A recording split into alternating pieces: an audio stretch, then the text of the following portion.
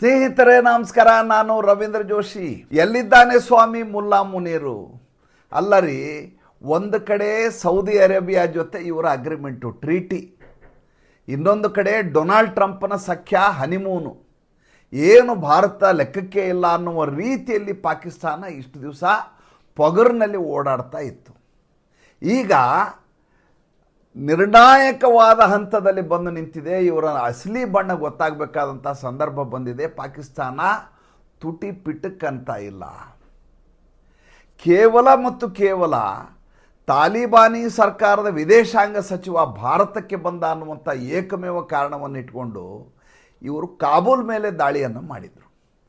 ಈಗ ಅಫ್ಘಾನಿಸ್ತಾನ ಹೊಡಿತಾ ಇದೆ ಈ ಪಾಕಿಸ್ತಾನಕ್ಕೆ ಅಲ್ಲಾಡಲಿಕ್ಕಾಗಿರಬಾರ್ದು, ಆ ರೀತಿಯ ದಾಳಿಯನ್ನು ಮಾಡ್ತಾ ಇದೆ. ಪಾಕಿಸ್ತಾನ ಉಸಿರೆತ್ತಲಾರದಂಥ ಸ್ಥಿತಿಗೆ ಬಂದು ಕೂತಿದೆ.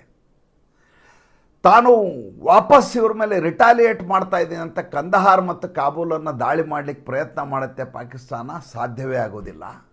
ಅಫ್ಘಾನಿಸ್ತಾನ ಆ ರೀತಿಯಾದಂಥ ದಾಳಿಯನ್ನು ಪಾಕಿಸ್ತಾನದ ಮೇಲೆ ಮಾಡ್ತಾ ಇದೆ. ನೋಡಿ, ಬಹಳ ಪ್ರಮುಖವಾದಂಥ ಯುದ್ಧ ಇರಾನ್ ಮತ್ತು ಇಸ್ರೇಲ್ ಮತ್ತು ಅಮೇರಿಕ ಯುದ್ಧದ ನಡುವೆ ಪಾಕಿಸ್ತಾನ ನುಜ್ಜಾಗಿ ಹೋಗ್ತಾ ಇರೋದು ಎಲ್ಲಿಯೂ ಸುದ್ದಿಯೇ ಆಗ್ತಾ ಇಲ್ಲ. ನಿಮಗೆ ನೆನಪಿದೆ ಅನ್ಕೋತೀನಿ, ಸೆಪ್ಟೆಂಬರ್ 17, 2025 ಭಾರತಕ್ಕೆ ಗಾಬರಿ ಹುಟ್ಟಿಸುವಂಥ ಒಂದು ಸನ್ನಿವೇಶ ಎದುರಾಯಿತು. ನಾವು ಆತಂಕಿತರಾಗಬೇಕು ಮತ್ತು ಈ ರೀತಿ ಪಾಕಿಸ್ತಾನಕ್ಕೆ ಸಪೋರ್ಟ್ ಮಾಡಲಿಕ್ಕೆ ಒಂದು ಇಸ್ಲಾಮಿಕ್ ರಾಷ್ಟ್ರ ಇವ್ರ ಜೊತೆ ಸೇರ್ಕೊಳ್ತು ಅಂತ ನಾವು ಆಲೋಚನೆ ಮಾಡುವಂಥ ಸನ್ನಿವೇಶ ಎದುರಾಗಿತ್ತು.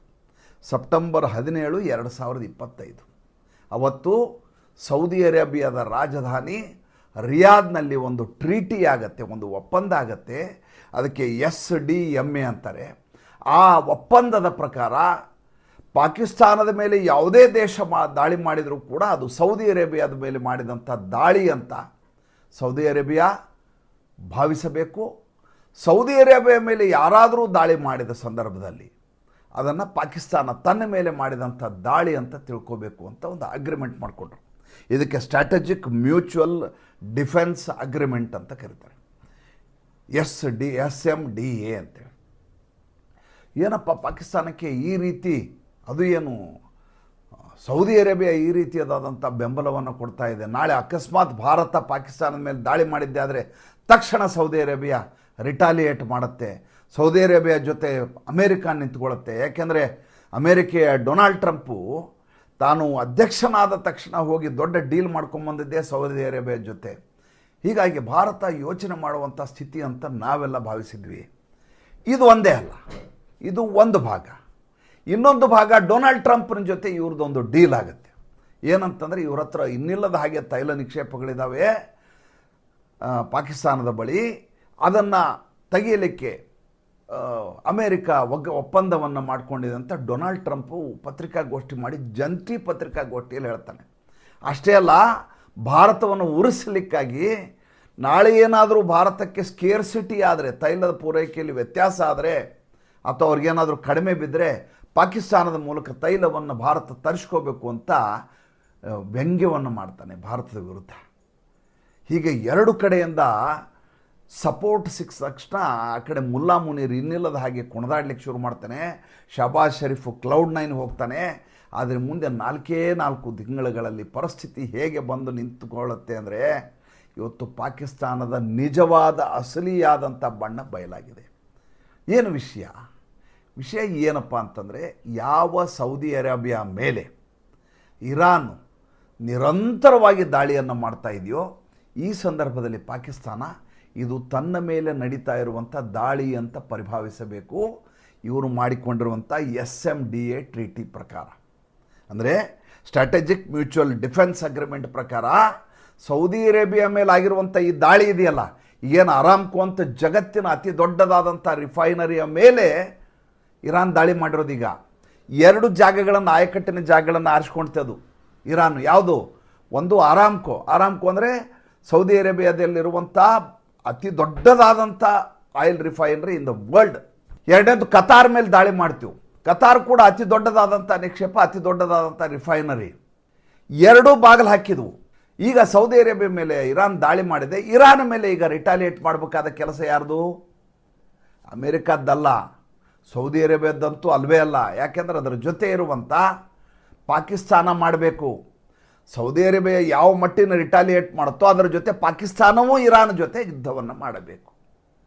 ದುಡ್ಡು ಇಸ್ಕೊಂಡ್ರಿ, ಸಾಲವನ್ನು ಪಡ್ಕೊಂಡ್ರಿ, ಪುಕ್ಷಟ್ಟೆ ಪೆಟ್ರೋಲಿಯಂ ಉತ್ಪನ್ನಗಳನ್ನು ತಗೋತೀರಿ ಪಾಕಿಸ್ತಾನ ಸೌದಿ ಅರೇಬಿಯಾದಿಂದ, ಕೇಳ್ದ ಭಿಕ್ಷಾಪಾತ್ರ ಹಿಡ್ಕೊಂಡು ಹೋಗ್ತೀರಿ. ಈಗ ಅದು ಕಷ್ಟದಲ್ಲಿದೆ ಸೌದಿ ಅರೇಬಿಯಾ. ಈ ಸಂದರ್ಭದಲ್ಲಿ ಜೊತೆಗೆ ನಿಲ್ಲಲಿಕ್ಕೆ ಪಾಕಿಸ್ತಾನ ತಯಾರಿಲ್ಲ. ಪಾಕಿಸ್ತಾನದ ಬಣ್ಣ ಏನೀಗ ಹಾಗಾದರೆ ಅದು ಭಾಳ ಮಜಾ ಇರೋದು. ಪಾಕಿಸ್ತಾನ ಹೇಳುತ್ತೆ, ಇದು ಪೆಟ್ರೋಲಿಯಂ ಉತ್ಪನ್ನಗಳ ಯುದ್ಧ ಅಲ್ಲ, ಇದು ಆರ್ಥಿಕತೆಯ ಯುದ್ಧ ಅಲ್ಲ, ಇದು ಧರ್ಮದ ಮೇಲೆ ಮಾಡಿರುವಂಥ ದಾಳಿ ಅಂತ ಹೇಳ್ಕೊತಾ ಇದೆ. ಅಲ್ಲ ರೀ, ಧರ್ಮದ ಮೇಲೆ ಮಾಡಿರುವಂಥ ದಾಳಿ ಇರಾನ್ದಾಗಿದ್ದರೆ ಅವರು ಮಕ್ಕಾ ಮದೀನಾ ಮೇಲೆ ದಾಳಿ ಮಾಡ್ತಾಯಿದ್ರು, ಕಾಬಾ ಮೇಲೆ ದಾಳಿ ಮಾಡ್ತಾಯಿದ್ರು, ಅರಾಮ್ಕೋ ಆಯಿಲ್ ರಿಫೈನರಿ ಮೇಲೆ ಯಾಕೆ ದಾಳಿ ಮಾಡ್ತಾಯಿದ್ರು? ಅಂದರೆ ತನ್ನ ದೇಶದಲ್ಲಿರುವಂಥ ಶಿಯಾ ಮುಸಲ್ಮಾನರೇನಿದ್ದಾರೆ ಅವರು ಇರಾನ್ ಮೇಲೆ ನಾನು ದಾಳಿ ಮಾಡಿದರೆ ನನ್ನನ್ನು ಇನ್ನಿಲ್ಲದ ಹಾಗೆ ತದುಕ್ತಾರೆ, ನಾನು ಬದುಕುವುದು ಕಷ್ಟ ಆಗತ್ತೆ, ಉಗ್ರ ಚಟುವಟಿಕೆ ದೇಶದ ಒಳಗಡೆನೇ ನಡೆಯುತ್ತೆ ಅನ್ನೋದು ಸ್ಪಷ್ಟವಾಗಿ ಗೊತ್ತಿದೆ ಅದಕ್ಕೆ ಪಾಕಿಸ್ತಾನಕ್ಕೆ. ಹೀಗಾಗಿ ಈ ಯುದ್ಧ ಏನೇ ಇದ್ದರೂ ಧರ್ಮದ ಯುದ್ಧ ಅಂತ ಹೇಳ್ಕೊಳ್ಳುವಂಥ ಪ್ರಯತ್ನವನ್ನು ಮಾಡ್ತಾ ಇದೆ. ಆ ಕಡೆ ಸೌದಿ ಅರೇಬಿಯಾ ಕೇಳುತ್ತೆ, ನನ್ನಿಂದ ನೀನು ಸಾಲವನ್ನು ಪಡೆದೆ, ನಿನ್ನ ಬಡ್ಡಿಯನ್ನು ನಾವು ಮಾಫಿ ಮಾಡಿದ್ವಿ, ಈಗ ನಾನು ಸಂಕಷ್ಟದಲ್ಲಿದ್ದೀನಿ, ನನ್ನ ಪರವಾಗಿ ನೀನು ಪಾಕಿಸ್ತಾನ ಈಗ ಬೂಟ್ಸ್ ಆನ್ ಗ್ರೌಂಡ್ ಕಳಿಸು. ಯಾಕಂದರೆ ಅಲ್ಲಿ ಬೂಟ್ಸ್ ಆನ್ ಗ್ರೌಂಡ್ ಹೋಗ್ಲಿಕ್ಕೆ ದಾರಿ ಇದೆ, ಪಾಕಿಸ್ತಾನದಿಂದ ಇರಾನ್ಗೆ ಹೋಗಲಿಕ್ಕೆ ವ್ಯವಸ್ಥೆ ಇದೆ, ಹೋಗಿ ನೀನು ದಾಳಿ ಮಾಡಿ ಇರಾನ್ ಮೇಲೆ ಅಂತ ಅದು ಕೇಳ್ತಾ ಇದೆ. ನೀನು ಏರ್ಫೋರ್ಸ್ ಮೂಲಕ ಮಾಡ್ತೀಯೋ, ನೇವಿ ಮೂಲಕ ಮಾಡ್ತೀಯೋ, ಭೂಸೇನೆಯ ಮೂಲಕ ಮಾಡ್ತೀಯೋ, ನೀನು ದಾಳಿ ಮಾಡುವಂಥ ಪಾಕಿಸ್ತಾನಕ್ಕೆ ಸೌದಿ ಅರೇಬಿಯಾ ಹಿಡ್ಕೊಂಡಿದೆ.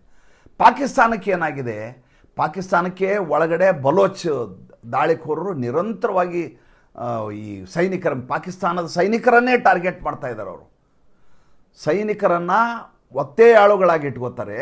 ಒತ್ತೆಯಾಳುಗಳಾಗಿ ಇಟ್ಕೊಂಡಂಥ ಸೈನಿಕರನ್ನು ನಮ್ಮ ಸೈನಿಕರೇ ಅಲ್ಲ ಅಂತ ಮುಲ್ಲಾ ಮುನೀರ್ ಹೇಳ್ತಾ ಇದ್ದಾನೆ. ಈ ಕಡೆಯಿಂದ ಅಫ್ಘಾನಿಸ್ತಾನದವ್ರು ಹೊಡಿತಾ ಇದ್ದಾರೆ. ಅಫ್ಘಾನಿಸ್ತಾನ ಹೊಡಿಲಿಕ್ಕೆ ಭಾರತ ಕಾರಣ ಅಂತ ಪಾಕಿಸ್ತಾನ ಭಾರತದ ಮೇಲೆ ಗೂಬೆ ಕೂರಿಸ್ತಾ ಇದೆ. ಅದು ಹೇಳುತ್ತೆ, ಅಫ್ಘಾನಿಸ್ತಾನ ಇವತ್ತು ದಾಳಿ ಮಾಡ್ತಾ ಇರೋದು ತನ್ನ ಸ್ವಂತ ಬುದ್ಧಿಯಿಂದಲ್ಲ, ತನ್ನ ಸ್ವಂತ ಶಕ್ತಿಯಿಂದಲ್ಲ, ಅದಕ್ಕೆ ನಿರಂತರವಾಗಿ ಫೀಡಿಂಗ್ ಮಾಡ್ತಾ ಇರೋದು ಭಾರತ ಅಫ್ಘಾನಿಸ್ತಾನಕ್ಕೆ ಫೀಡ್ ಆಗುತ್ತೆ. ಫೀಡ್ ಆಗಿರೋ ಇದರಿಂದ ತಾಲಿಬಾನಿಗಳು ಪಾಕಿಸ್ತಾನದ ಮೇಲೆ ದಾಳಿ ಮಾಡ್ತಾ ಇದ್ದಾರಂತೆ ಬಾಯಿ ಬಡ್ಕೋತಾ ಇದೆ. ಪಾಕಿಸ್ತಾನದ ಸ್ಥಿತಿ ಹೇಗಾಗಿದೆ ಅಂದರೆ, ಒಂದು ಕಾಲಕ್ಕೆ ಹನಿಮೂನ್ ಪೀರಿಯಡ್ನಲ್ಲಿ ಇದ್ದ ಹಾಗೆ ಡೊನಾಲ್ಡ್ ಟ್ರಂಪನ ತೊಡೆಯ ಮೇಲೆ ಈತ ಹೋಗಿ ಕೂತ್ಕೋತಾ ಇದ್ದ ಮುಲ್ಲಾ ಮುನೀರ್, ಈಗ ಬಂಕರ್ ಸೇರಿಕೊಂಡಿದ್ದಾನೆ. ಯಾಕೆಂದರೆ ಇರಾನು ತಕ್ಷಣ ನೆಕ್ಸ್ಟ್ ಟಾರ್ಗೆಟ್ ಮಾಡೋದು ಈ ಪಾಕಿಸ್ತಾನವನ್ನು ಟಾರ್ಗೆಟ್ ಮಾಡೋದ್ರಲ್ಲಿ ಅನುಮಾನವನ್ನೇ ಇಟ್ಕೋಬೇಕಾಗಿಲ್ಲ. ಒಂದು, ಎರಡನೇದು, ಆರ್ಥಿಕವಾಗಿ ಇಡೀ ಕೊಲ್ಲಿ ರಾಷ್ಟ್ರಗಳೆಲ್ಲ ಕೊಲ್ಯಾಪ್ಸ್ ಆಗುವ ರೀತಿಯಲ್ಲಿ ಇರಾನ್ ದಾಳಿಯನ್ನು ಮುಂದುವರಿಸ್ಕೊಂಡು ಹೋಗುತ್ತೆ. ಇರಾನ್ಗೆ ಈ ಯುದ್ಧವನ್ನು ಗೆಲ್ಲಬೇಕಾದ ಅಗತ್ಯ ಇಲ್ಲ, ಅದಕ್ಕೆ ವಿನಾಶಕಾರಿಯಾದಂಥ ಫಿದಾಯಿನ್ ಆಲೋಚನೆಯಲ್ಲಿ ನಡೆಸ್ತಾ ಇದೆ. ಅದಕ್ಕೋಸ್ಕರ ಅದು ಯುನೈಟೆಡ್ ಅರಬ್ ಎಮಿರೇಟ್ಸ್ ಮೇಲೆ, ದುಬೈ ಮೇಲೆ ದಾಳಿ ಮಾಡ್ತಾ ಇದೆ. ನೋಡಿ, ದುಬೈ ಅನ್ನೋದು it is a commercial hub. ಇದು ಜಗತ್ತಿನಲ್ಲಿಯೇ ಸಿಂಗಪೂರ್ ಬಿಟ್ಟರೆ ಅತಿ ದೊಡ್ಡದಾದಂಥ ಜಂಕ್ಷನ್ ಆಗಿ ಪೋರ್ಟ್ ವಿಷಯದಲ್ಲಿ, ಬ್ಯಾಂಕಿಂಗ್ ಸೆಕ್ಟ್ರಲ್ಲಿ, ಫೈನಾನ್ಸ್ ವಿಷಯದಲ್ಲಿ, ಎಲ್ಲ ವಿಷಯದಲ್ಲೂ ಕೂಡ ದುಬೈಯನ್ನು ಜಗತ್ತಿನಲ್ಲಿ ಭಾಳ ದೊಡ್ಡದಾದಂಥ ಕಮರ್ಷಿಯಲ್ ಹಬ್ಬು, ಇಂಟರ್ನ್ಯಾಷನಲ್ ಹಬ್ ಅಂತ ಭಾವಿಸಲಾಗಿತ್ತು, ಟ್ರೇಡಿಂಗ್ ಹಬ್ ಅಂತೇಳಿ. ಆ ರೀತಿಯಲ್ಲಿ ಅದನ್ನು ಬೆಳೆಸಲಾಯಿತು. ಯಾವುದೇ ರೀತಿಯ ತೆರಿಗೆಗಳಿಲ್ಲ, ನೀವು ಮಾಡ್ಕೊಂಡು ವ್ಯವಹಾರಕ್ಕೆ ನಾವು ಯಾವುದೇ ತೊಂದರೆಗಳನ್ನು ಮಾಡೋದಿಲ್ಲ, ನಿಬಂಧನೆಗಳನ್ನೆಲ್ಲ ಬಿಡ್ತೀವಿ, ಜಗತ್ತಿನ ಎಲ್ಲರೂ ಬಂದು ಇಲ್ಲಿ ನಮ್ಮ ಬಂದು ವ್ಯವಹಾರ ಮಾಡಿ ಅಂತ ಹೇಳಿ ಭಾಳ ದೊಡ್ಡ ಮಟ್ಟದಲ್ಲಿ ಬೆಳೆಸಿದಂಥ ದುಬೈನ ಇನ್ನಿಲ್ಲದ ಹಾಗೆ ನಲುಗುವ ಹಾಗೆ ಇರಾನ್ ಮಾಡಲಿಕ್ಕೆ ಶುರು ಮಾಡಿದೆ. ಜೊತೆಗೆ ಈಗ ನಡೀತಾ ಇರೋ ವಿದ್ಯಮಾನಗಳನ್ನು ನೋಡಿದರೆ ಈ ಯುದ್ಧ ಯಾವ ರೀತಿ ವಿಸ್ತರಣೆ ಆಗತ್ತೆ ಅಂತ ನೀವು ಹೇಳಲಿಕ್ಕೆ ಸಾಧ್ಯ ಇಲ್ಲ. ಆ ಸ್ಥಿತಿಗೆ ಬಂದು ನಿಂತಿದೆ. ನಮ್ಮ ಪ್ರಶ್ನೆ ಅದಲ್ಲ, ವಿಷಯ ಅದಲ್ಲ. ವಿಷಯ ಏನು? ವಿಷಯ ಪಾಕಿಸ್ತಾನ ನಲುಗ್ತಾ ಇರೋದು. ಪಾಕಿಸ್ತಾನದ ಸ್ಟ್ಯಾಂಡ್ ಮುಂದೆ ಹೇಗಿರುತ್ತೆ ಅದನ್ನು ನೋಡುವ ಕೌತುಕ ನನಗೆ. ಮತ್ತು ಮುಂದಿನ ಸಂಚಿಕೆಯಲ್ಲಿ ಬರ್ತೀನಿ. ಸಂಚಿಕೆ ಇಷ್ಟ ಆಗಿದ್ದರೆ ಲೈಕ್ ಮಾಡಿ, ಫಾಲೋ ಮಾಡಿ, ಶೇರ್ ಮಾಡಿ. ನಮ್ಮ ಮುಕ್ತ ಪತ್ರಿಕೋದ್ಯಮಕ್ಕೆ ಆರ್ಥಿಕವಾಗಿ ಬೆಂಗಾವಲಾಗಿ ನಮಸ್ಕಾರ.